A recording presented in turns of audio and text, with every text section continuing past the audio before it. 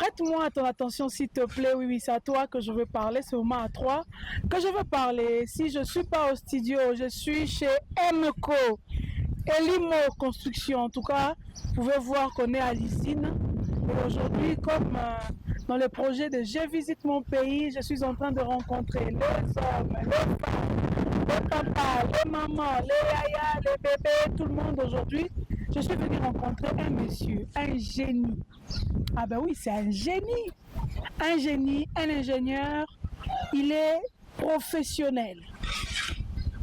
Je vais vous laisser lui découvrir. Je lui dis bonjour, monsieur. Bonjour, madame Dema. Le PDG, Oui, le CEO, les CO, le MCO. MCO Construction. Est-ce que les gens qui nous suivent peuvent savoir les noms du PDG?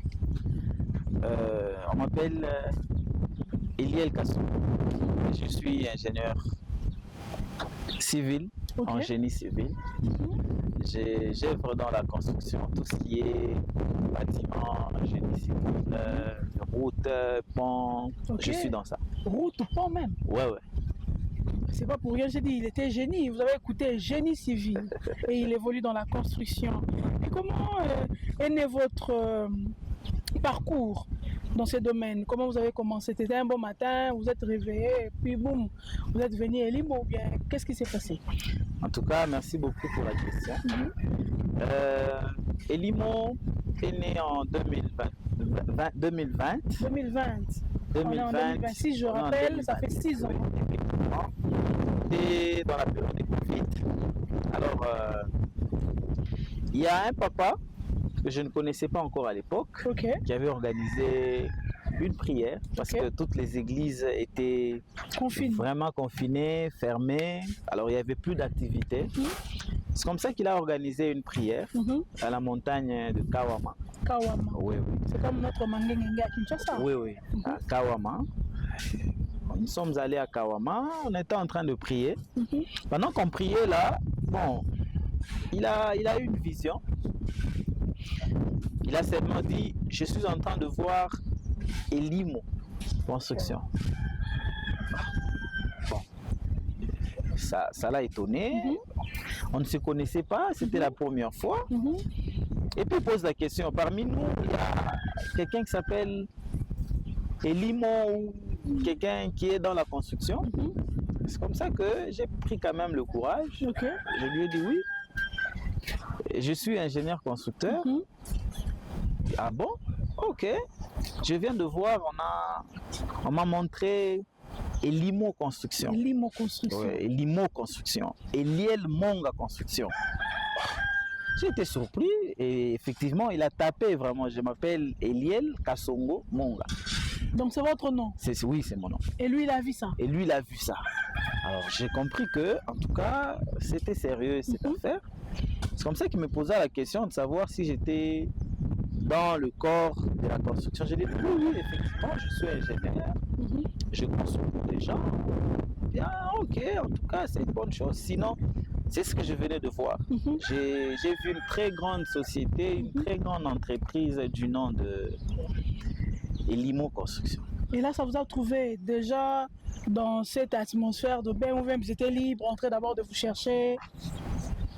En tout cas, à l'époque, j'étais en train de faire les commerces. J'étais dans les commerces. Civil, en train de faire les commerces. Oui, j'étais dans les commerces. J'ai vendu de la braise.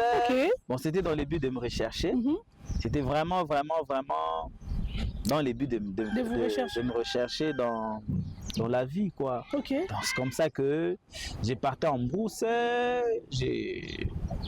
J'allais chercher de la braise. Je pouvais faire 1, 2 semaines, 3 semaines. Et je faisais de navettes comme ça. Et c'est comme ça que quand on m'a donné cette vision, bon, en tout cas, ça m'a perdu. Effectivement, ça tapait juste, mais ça m'a perdu du fait que, en tout cas, j'étais dans autre chose. Parallèlement.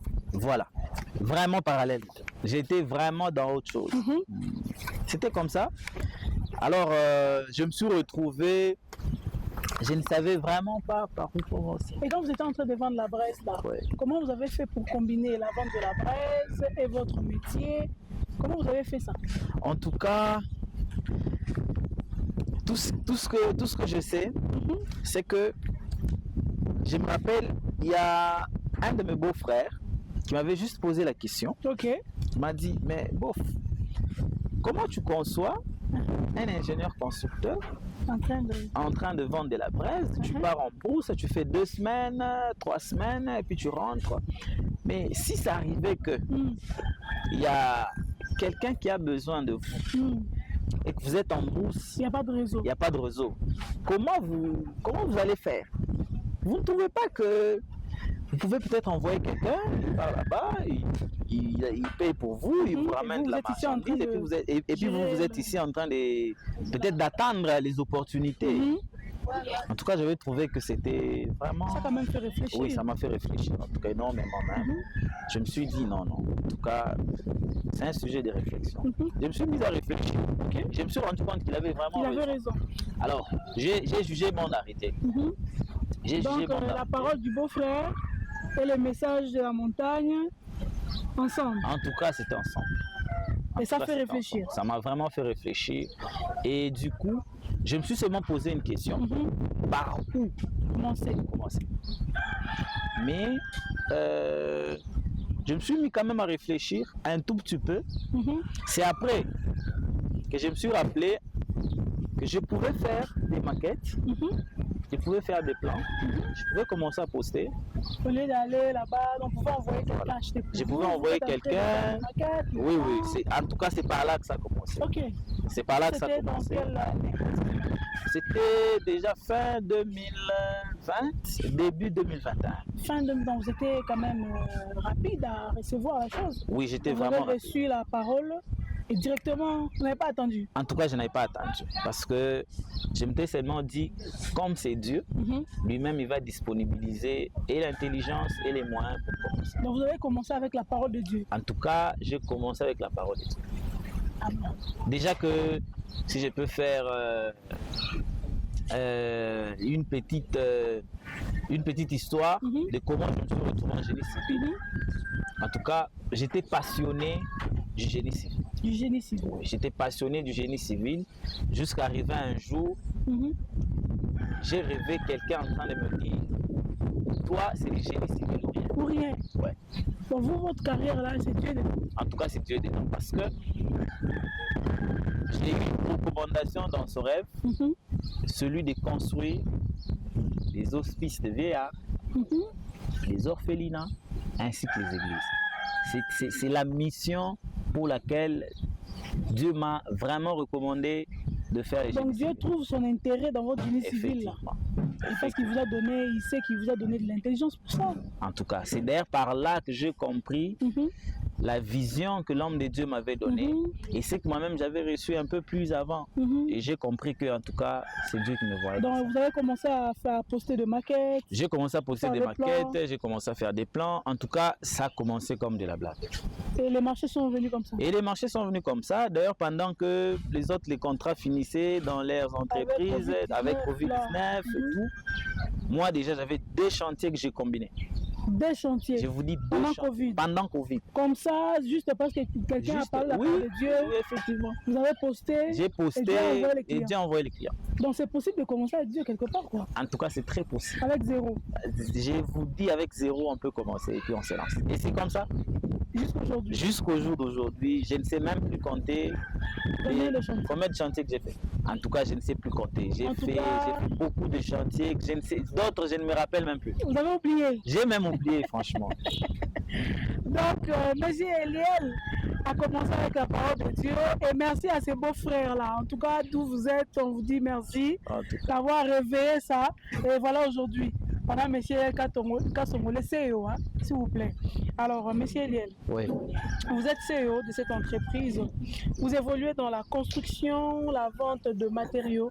Mais oui, la construction, elle est très grande, elle est vaste. La vente de matériaux, elle est très grande. Mais est-ce que vous pouvez dire concrètement ce que vous donnez aux gens, hein, vos services et vos produits, concrètement, citez-nous ça. Comme ça, les gens qui nous suivent, certainement, il y a des gens qui ont besoin. Hein. Ouais, ça, oui, ils ont besoin de ça. Donc après, ici, vous allez leur donner votre numéro. Parce qu'ils doivent commander, vous devez aller livrer. Dites-leur qu'est-ce que vous donnez concrètement. Merci beaucoup, madame Emma. En fait, moi, je suis dans la construction, ou MCO, nous sommes dans la construction. Nous sommes dans la construction des bâtiments, je le dis. Nous construisons des ponts il y a pas longtemps. On a fait une étude pour jeter un pont sur, au niveau de Kafindo, dans une ferme. Kafindo, le village là. Oui, le village Kafindo sur la route Kasenga. Nous sommes aussi dans le route, en tout cas tout ce qui est génie civil, tout ce qui est construction, nous faisons. Hormis ça, nous sommes aussi dans la vente des matériaux de construction. Donc il y a des blocs ciment, nous produisons nous-mêmes des blocs ciment, nous produisons du gravier, nous produisons du concassé, nous livrons aussi tout ce qui est matériaux de construction, donc du gyproc, du gypsum, tout ce qui est matériaux de construction.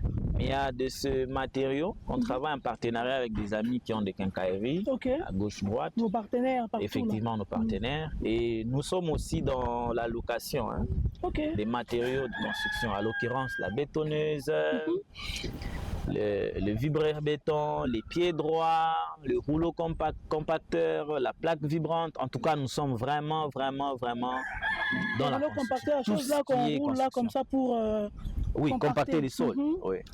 Mais vous n'êtes pas petit, hein? En tout cas.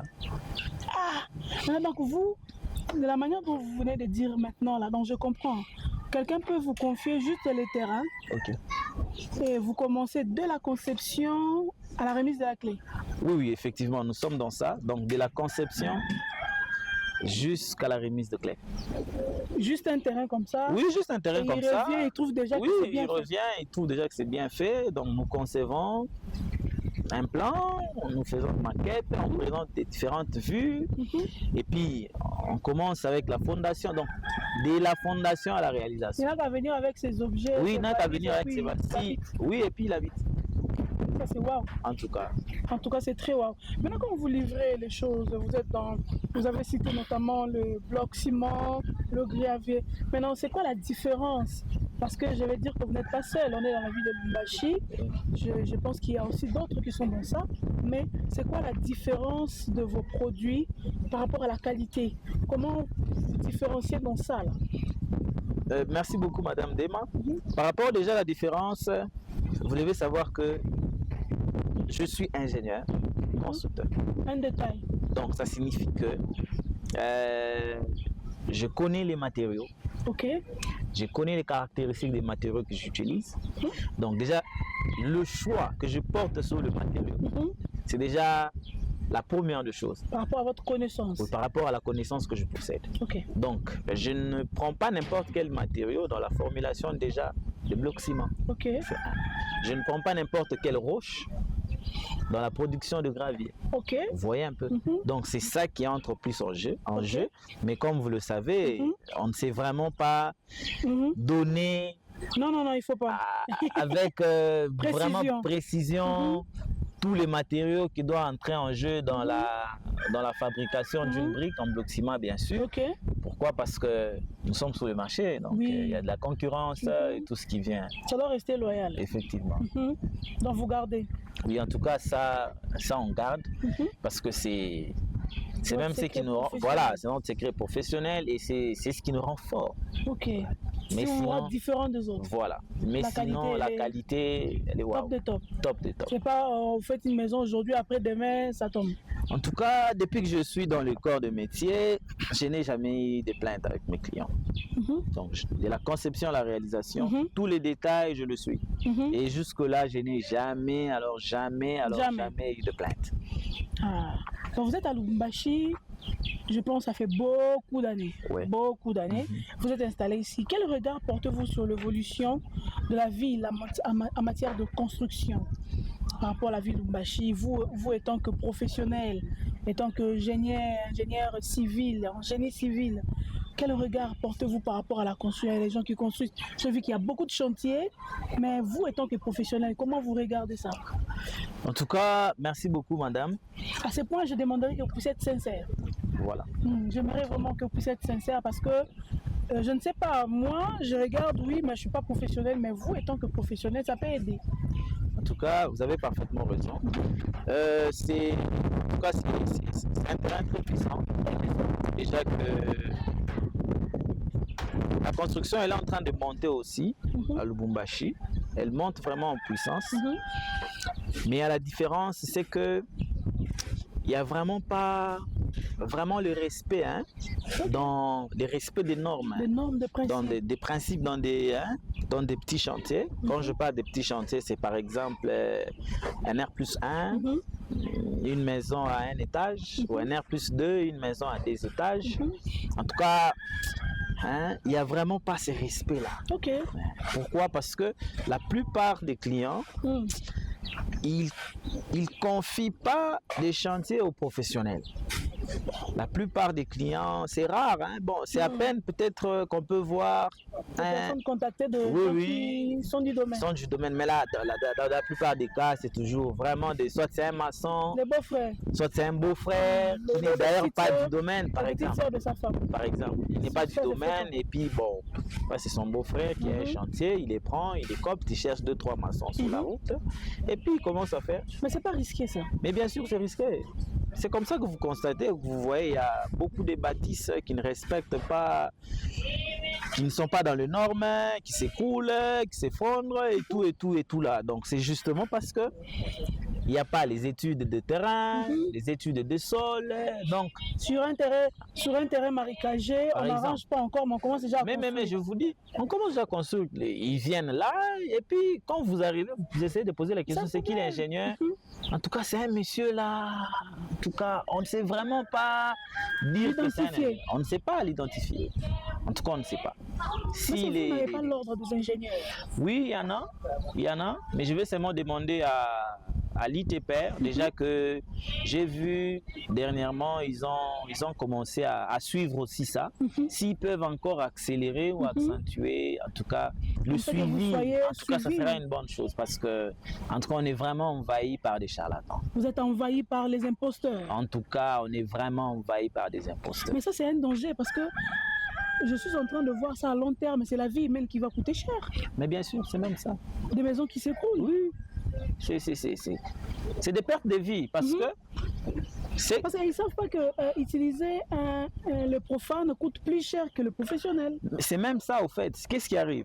Dans la plupart des cas, quand on ne prend pas un professionnel, je suis dans notre métier, dans votre domaine, dans la construction bien sûr, quand on ne prend pas un professionnel, on se retrouve, on refait les mêmes dépenses 2 fois. 2 fois, peut-être plus. Voilà. Pourquoi? Parce qu'on va démolir, il y aura des arrangements, il y aura des réparations. Il faut chercher les failles. Et du coup, ça coûte cher.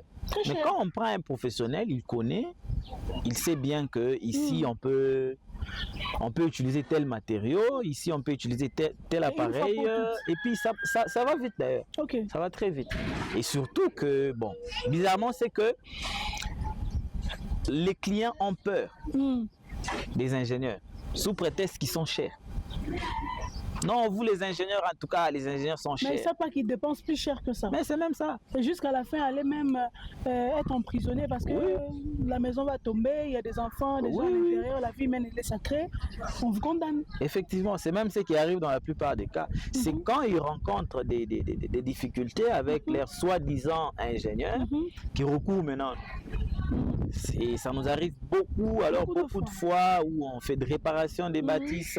Pourquoi? Parce que c'est elle qui avait commencé et puis il a mal fait les calculs des dimensionnements et après, puis là... il y a des problèmes et après vous revenez encore vers nous. Voilà. Maintenant, que direz-vous, je vais appeler ça, on va passer vite fait, que direz-vous des ingénieurs qui sont tellement assoiffés d'argent qu'ils se laissent guider par les clients? Par exemple, quelqu'un qui a déjà fait une maison à R+2, ça veut dire que la fondation supporte cette dimension-là. Mais après, parce qu'il a maintenant un peu d'argent, il monte. Et cet ingénieur dit non, c'est pas un problème, on va soutenir ça par les choses comme ça, tout ça. Est-ce que c'est normal? Il ne sait pas lui dire la vérité de peur de perdre le chantier. Vous pouvez faire ça si ça vous arrive? Déjà que moi, je sais ce que je suis en train de faire. J'ai appris ça à l'école. Je respecte les normes. Vous ne prenez pas ce risque-là? Je ne peux pas parce que c'est toute une carrière. Ça vous est déjà arrivé de perdre un chantier parce que Beaucoup vous avez d'ailleurs. refusé de... J'ai perdu beaucoup de chantiers. Pourquoi? Parce que bon, les clients, il veut amener son expertise. Le client lui-même est venu, ton ingénieur. Voilà, c'est le client qui te dit non, ici, utilise le ferron de tel diamètre. Non, ici, utilise... Quand tu utilises beaucoup de roches pour la fondation, il dit tu fais des gaspillages. Oui, effectivement. Non, ici ne prends pas 6 ferrons, ici prends 4 ferrons. Non. Moi déjà avec un client pareil, Ça matche pas. Ça matche pas en tout cas. Mais je sais au moins une chose, c'est qu'un bon ingénieur qui a fait des bonnes études, en tout cas si les clients l'amènent sur ce terrain-là, très souvent, ils se séparent. En tout cas, même avec mes Mais amis... vous prenez quand même le temps de tout, conseiller, s'il n'écoute pas, vous laissez. oui, on prend le temps de conseiller. Mais seulement ce qui arrive, c'est quoi? Déjà que dans les chefs du client, il y a cet esprit de dire que c'est lui qui te donne du C'est mon travail. chantier. C'est mon chantier. Moi, j'ai rencontré même un client qui me dit non, c'est moi qui décide. C'est ma maison. C'est ma maison. Je dis non, toi tu décides sur les designs et sur la beauté. Mais tu ne peux pas décider sur les travaux. calculs et sur les travaux, tout ce qui sera fait. Ok. À la place d'utiliser les ferrons de 12, tu me demandes que j'utilise des ferrons de 8. Tu sais Non, pas le risque non, qu'il y non, a non, non, derrière. je ne peux pas. Je ne peux pas. Je me rappelle dans un de mes chantiers, j'ai même tourné sur un de mes ferrailleurs. Pourquoi? Parce que je n'étais pas sur les chantiers. Il part à la route chercher les ferrons avec les clients. Au lieu qu'il me ramène les ferrons de 12, lui m'a ramené les ferrons de 10. Mais j'ai refusé ça sur les chantiers. C'est ça. Dans la présence même du client, j'ai dit non, ça ne peut pas se faire. Je suis un porte-à-faux. J'ai un porte-à-faux de 1,5 m. Je ne peux pas m'hasarder. Fait prendre de tels risques. Oui, je ne peux pas m'hasarder pour utiliser les ferrons de 10. Pour Je ne vous faire peux pas. plaisir. Je ne peux pas. Vous êtes en train de calculer. Si vous acceptez que je fasse avec les ferrons de 10, donnez-moi un papier, on va faire. On va faire une note. Oui, on fait une note. Au cas où. Au cas où, c'est vous le responsable. Et généralement, une fois vous amenez les clients sur ces terrains, en tout cas, ils se retirent. Ils se retirent. En Ils tout sont cas, ils se déjà un retirent. danger. Oui, non, mais c'est un danger. Alors, monsieur, dites-nous, Ouais. selon vous, Ouais. quels sont les besoins urgents en infrastructure aujourd'hui dans cette ville ici? Et donc, professionnel, les besoins urgents pour que cette ville soit, c'est déjà habitable, Ouais. qu'elle soit vraiment habitable, que les gens vivent paisiblement. Ok. En tout cas, les besoins urgents, c'est d'abord l'urbanisation Ok. pour de nouveaux lotissements, de nouveaux quartiers, le respect de routes, les dimensions de la route, les respects des normes Des normes. et aussi la construction de routes. Maintenant, ça c'est un problème. Dans la construction de routes là, est-ce que vous aussi le personnel, parce que je rappelle que vous êtes formel. Vous n'êtes Ouais, pas je suis une formel. société, voilà, vous êtes Non, je suis en ordre avec l'État. avec l'État. Ouais. C'est-à-dire, vous pouvez aussi recevoir le marché venant de l'État. Ouais. Mais est-ce que c'est facile pour vous dans ces domaines-là? Ou bien il faudrait seulement, non, là-bas, il faut avoir le couloir, c'est pas par méritocratie. Est-ce que vous méritez, parce que vous méritez ça par rapport à vos compétences, mais est-ce que là-bas, on vous fait mériter les chantiers qui vous méritent? En tout cas, je prends les deux. Il y a de ces chantiers qu'on confie à des sociétés, en tout cas compétentes. Ok. Comme j'ai vu récemment, la CGT en train de jeter un pont vers Kasomeno. En tout cas, pour ce genre de travaux, la CGT, en tout cas, c'est waouh. Il y a aussi des petits chantiers qu'on peut faire au cours à d'autres sociétés. Mais au niveau où on se dit, on lance l'offre et puis bon, c'est lui qui postule, s'il est compétent et puis il peut faire. Il y a aussi d'autres chantiers, il faut passer par tel, il faut voir tel, c'est tel qui gère. Bon, Et ça après, aussi quand ça ça ne va manque pas. sortir, on commence à couper, Oui, on commence à couper jusqu'à ce que Et bon. jusqu'à ce que quand ça t'arrive, comment tu fais le travail demandé? Mais très souvent, pour ce qui nous concerne, pour AMCO, ces genres de projets, en tout cas, on ne les prend pas. C'est risqué. Pourquoi? Parce que c'est vraiment risqué. Pourquoi? Parce que je ne peux pas prendre un projet de, je prends un exemple, un projet d'$1 million, mais vous me proposez 600 000 $. 600 000. Non, ça ne peut pas passer. Et Mais les 400 pourtant 000? là-bas c'est sorti 1 million. Oui, Avant que ça vous arrive, Voilà. 400 est parti imaginez, dans les poches des gens imaginez. pour aller acheter les pinches dans les Oh. supermarchés. Maintenant, vous imaginez comment je vais m'y prendre. Il y a 400 $. Et quand quand tu fais un travail comme ça, ça sera pas un travail de qualité et puis ça va après 2-3 mois, ça va te discréditer. Voilà, c'est pas un bon ingénieur. Oui, oui, c'est même ça. Et aussi cette histoire de rétrocommission. Il y a de ce projet où c'est les détenteurs du contrat ou du projet, ils te disent, en tout cas pour que je te donne ces marchés, il faut. Tu dois me donner 30% du coût global. Comment je vais faire? Comment je fais? Je vais travailler comment? Comment je fais? 30% là, c'est la même. Imaginez-vous un projet de 100 000 $. 30%. Vous me demandez 30%. C'est même ça ma main d'œuvre. Comment je vais payer mes employés? Après, je tombe en faillite. Imaginez-vous, mais oh là là là là là. En tout cas, on va essayer il faut que l'État revoie certaines choses. D'autres sont déjà bonnes, c'est bien, on vous félicite pour ça.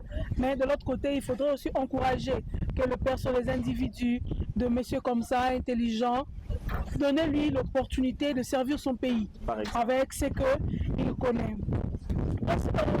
Pourquoi avez-vous choisi Vous allez comprendre, excusez-moi, vous allez comprendre qu'on est sous l'arbre ici, il fait très beau, c'est quand même Lubumbashi, il y a assez d'air, hein? Vous allez comprendre ça. Pourquoi avez-vous choisi Lubumbashi au lieu d'aller peut-être installer ça ailleurs avec toute cette intelligence-là? Vous pouvez vous dire que non, voilà, je pars à Kolwezi ou bien je pars à Kinshasa, dans Lipulu, là peut-être je vais avoir de marché facilement ou bien je vais faire ça. Pourquoi vous avez choisi de rester ici?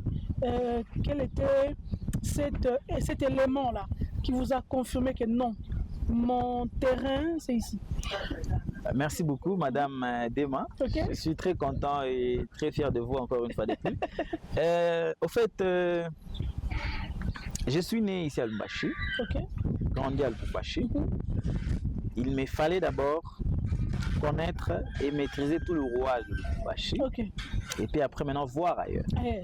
Et surtout que notre métier ici, c'est un domaine vraiment très glissant. Hein? C'est pas facile d'avoir un marché. C'est vraiment pas facile d'avoir un marché. C'est pas facile d'avoir un marché. Aujourd'hui, il faut compter le mois. Voilà. C'est vraiment pas facile. Et surtout que c'est un domaine qui n'est pas très stable. Il faut vraiment d'abord se rassurer, être vraiment très, très, très sûr que tu as posé des bonnes bases et sur base duquel maintenant tu peux t'envoler. C'est comme là déjà, un peu très bientôt, nous allons nous installer à Manono. Oui, ça fait déjà 2-3 courses que j'ai fait Manono. J'ai vu que, en tout cas, un peu va aussi prendre Manono. Il n'y a pas que Manono, il y a aussi Nikasi. Donc vous êtes rassuré qu'ici ça va? Je me suis rassuré que oui, ici ça va. Nous avons déjà une adresse ici à Lubumbashi. En tout cas pour Lubumbashi, au niveau où nous sommes, c'est déjà bon. Ça va. Ça va. Donc je suis sûr, déjà avec les directeurs techniques, en tout cas c'est déjà bon. Et là maintenant vous êtes en train je suis maintenant en train de vouloir conquérir ailleurs. Et très bientôt, ça sera déjà lancé. Donc, on va aller visiter Manono, on sera à Kolwezi. Je vous annonce prochaine bientôt là, c'est pas pour longtemps. Ouais, très bien. C'est un monsieur très dynamique. En tout cas. Il est louchois de naissance, mais c'est un kinou en soi. En tout cas. L'esprit là l'anime. Vraiment. Donc, c'est vraiment une très belle chose d'avoir de jeunes comme ça. Parce qu'il faudrait aussi que le grand marché de la République soit confié aux enfants de la République. Ça serait une fierté. En tout cas. Alors, que pensez-vous pour la ville de Lubumbashi? Est-ce que ça offre des opportunités pour les jeunes entrepreneurs? La ville en soi. En tout cas, oui. La ville, elle offre beaucoup d'opportunités. Je connais déjà qu'il y a beaucoup de sociétés, beaucoup d'entreprises qui promouvoient aussi des jeunes entrepreneurs. En tout cas, j'en connais.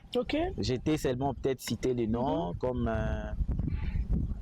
l'éthique demande. Mais sinon, il y a beaucoup d'opportunités sur le Lubumbashi. En tout cas, il y en a de trop. Il suffit d'être compétent. Oui, il suffit d'être compétent.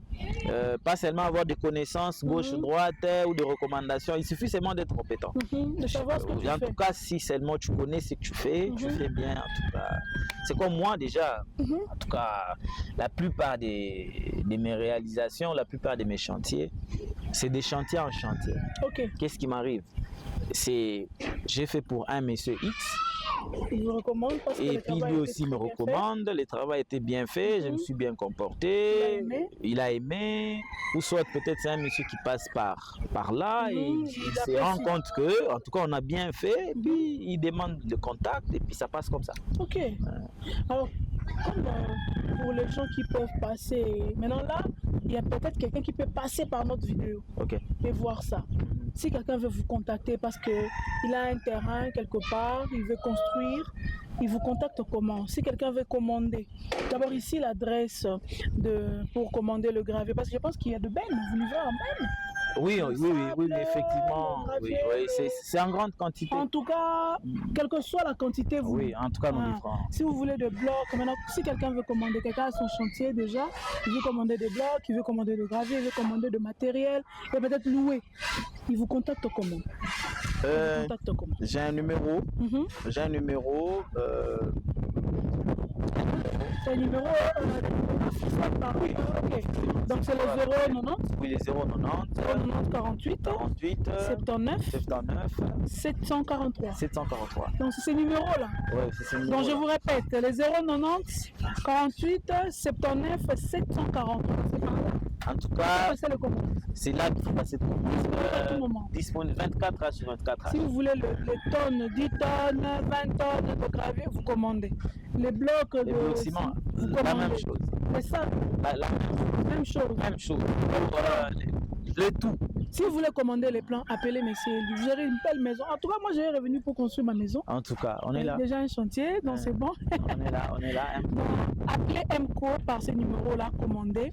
Et je pense que vous ne serez pas dessus. Vous voyez vous-même la qualité de ces blocs. Vous voyez vous-même la qualité. Déjà, vous utilisez quelle qualité de roche pour faire vos graviers? Généralement, nous nous approvisionnons de la carrière de Safricas. Si c'est à Safricas, c'est très bon. Il y a une très grande concession. Alors, nous prenons des ballasts là-bas et puis nous ramenons au site pour le broyage. En tout cas, c'est la bonne qualité. C'est parmi les bonnes qualités. Parmi les bonnes qualités. En tout cas, n'hésitez pas à contacter Monsieur Eliel Kassongo pour vos chantiers et vous ne serez pas dessus. Alors, Monsieur Eliel. Oui, Madame Dema. Que diriez-vous à ceux qui veulent se lancer dans l'entrepreneuriat, pas seulement la construction, dans votre domaine, dans l'entrepreneuriat, mais qui n'ont rien? Mais il est dans ça, son domaine de prédilection, c'est ça. Il veut se lancer, mais il pense que non, il faut d'abord que je réunisse les moyens, il faut d'abord que je puisse louer mon bureau. Il faudrait, parce que je rappelle au début, M. Lel a dit, il a commencé son bureau. Effectivement. Il a d'abord commencé à poster. C'est-à-dire, ton réseau social, là, tu peux commencer à poster. Voilà. Je ferme cette parenthèse de réponse. Je vous laisse parler à ces jeunes. Comme vous avez commencé maintenant, il y a 6 ans déjà, vous êtes en train de vous n'êtes pas dessus. Dites-leur quelque chose. Peut-être ça va les encourager. En tout cas, chers entrepreneurs, tout ce que je peux vous demander, c'est la première des choses, soyez d'abord passionné de ce dont vous voulez faire. La deuxième des choses, c'est que soyez courageux. C'est vrai, ça n'a jamais été facile et ça ne sera jamais facile. C'est vrai, j'ai commencé dans le vide, j'ai commencé dans le néant, mais je vous assure que ce n'est pas si facile comme on le pense trop souvent. Je vais seulement vous demander de commencer. De commencer, comme la Bible le dit. Donc, à celui qui a, on ajoute. On ajoute à celui qui n'a pas, on retrace même son rire. Voilà. Là. Donc, ça signifie que tout un chacun a quelque chose. Toujours quelque chose. À donner. Donc, commencez avec tout ce que vous avez, je ne sais pas quoi, déjà à partir de votre téléphone. Exactement. Vous pouvez commencer déjà quelque chose. giga que tu mets là. Oui, c'est déjà quelque chose. Et c'est beaucoup même. C'est beaucoup. C'est tout ce que je peux donner comme conseil. Sinon, beaucoup de courage à vous. Et beaucoup de courage encore. Alors pour les jeunes qui sont de Lubumbashi comme vous, qui pensent que pour commencer quelque chose, il faut seulement aller ailleurs, il faut peut-être aller à Zambie, ou bien il faut entrer en Afrique du Sud, il faut seulement quitter la ville, peut-être pas seulement quitter le pays, mais quitter la ville, aller seulement à pour que ça marche. Qu'est-ce que vous voulez dire? Parce que vous êtes ici, vous avez commencé, ça marche.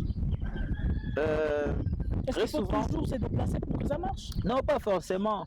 Déjà que moi, avant que je ne commence à Lubumbashi, j'ai fait un tour. Je suis allé à Fungurume, je suis allé à Kolwezi, je suis allé à Likasi, je suis allé à Kasumbalesa, je suis allé à Kipushi. Je suis allé partout. Mais je me suis rendu compte que je n'étais pas connu au fait. Il fallait d'abord que je rentre sur le Lubumbashi. C'est là où on me connaît.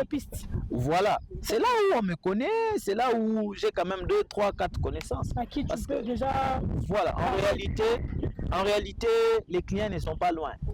Toujours dans ton entourage. Voilà, c'est dans notre cercle. Clients. Oui, ils sont toujours dans notre entourage. Ouais, déjà, vous venez de me dire que vous allez me revenir. Oui, je veux revenir. Pour un chantier. Pourquoi? Donc ça signifie que c'est pas loin. C'est pas loin. C'est tout près ici. Ça tourne là. Voilà. Proposer quelque chose. Donc ça signifie que ça ne demande pas seulement d'aller ailleurs. Même ici, il faut seulement savoir et avoir des stratégies. De comment commencer et surtout d'être courageux. Ça ne sera pas en un clin d'œil comme ça. Ça sera pas facile. Vous pouvez tout mettre dedans et ça échoue. Effectivement. Il faut recommencer. Il faut recommencer, refaire, changer des stratégies jusqu'à ce que vous puissiez avoir des résultats. C'est maintenant les résultats qui vont vous conditionner peut-être de vous déplacer. Exactement. C'est comme moi par exemple. J'ai commencé à longtemps. Mais c'est le résultat que j'ai maintenant qui me permet maintenant d'aller sur d'autres cieux ou d'aller dans d'autres secteurs. Ouais. Je suis né ici. Grandi ici. Marié ici. Marié ici. Père ici. Père ici. Et PDG. Ici à Lubumbashi. Donc ça signifie que le plus grand problème c'est de commencer. Le plus grand problème c'est de commencer. Une fois seulement que tu commences, tu te lances. C'est vrai, les difficultés, il y en a toujours, il y en aura toujours. Ça ne sera pas facile. Mais il faut d'abord commencer.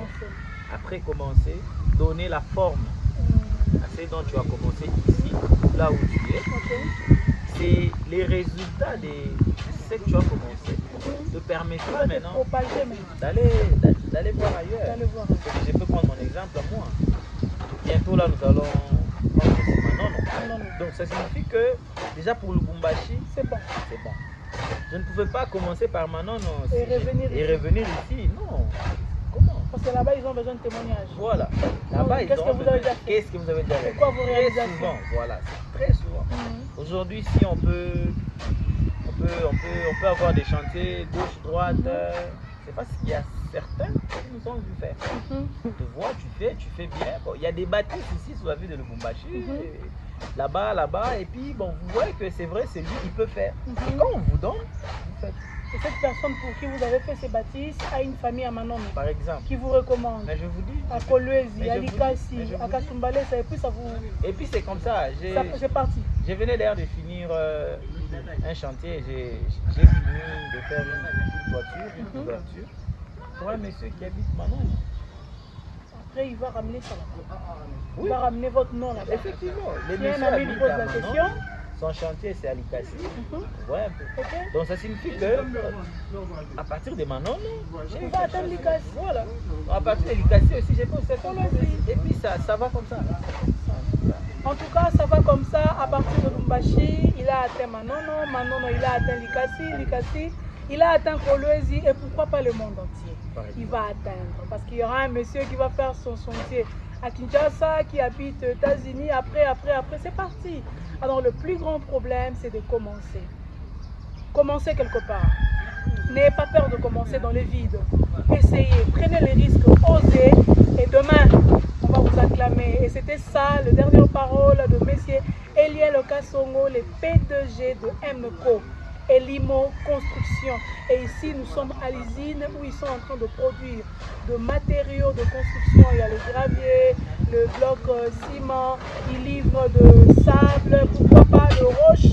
Ils livrent tout, ils ont des matériaux de construction que vous pouvez louer chez lui. Alors n'hésitez pas, contactez-lui au numéro que nous allons afficher sur le bas de vos écrans là.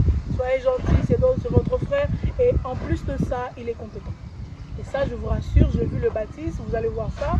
Il est compétent, il n'est pas moindre, il est fort, il est sûr dans ça. Et même s'il y a un chantier de vous qui a un peu bégayé parce qu'il y avait un imposteur qui avait mal fait les choses, il peut réparer ça et revenir à la forme. Ça, je vous rassure, et c'était pour vous.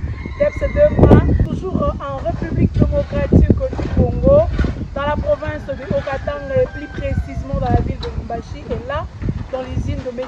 Eliel Okasongo, Elimo Construction. C'était Debs 2 mois, à plus.